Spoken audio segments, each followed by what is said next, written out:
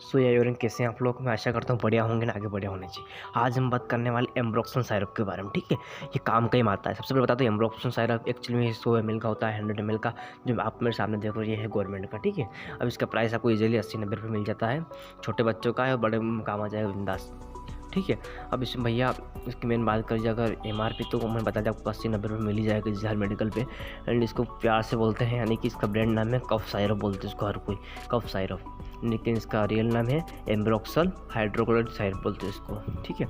100 ml का आता है। मतलब सर्दी में काम आता है, आपकी सर्दी से कफ कोल्ड जितना कुछ सर्दी खांसी सारे साफ़ कर देगा। मतलब कम से कम शायद 5 ml कुछ ऐसा कुछ लेना रहता है इसको एक बार में। मॉर्निंग में ले लो एक 5 ml और नाइट में ले लो 5 ml, जिससे आपको काफ़ी असर करेगा। इसका यूजेज है एंड काफ़ी बिकता भी है, तो काफ़ी सारे नाम से जानते हैं इसको लोग, ठीक है, जो कि इधर आपको मेडिकल में मिल जाएगा। जो मेरे पास ये गवर्नमेंट का है, MP गवर्नमेंट सेल वाला है, तो वही इंटरेस्ट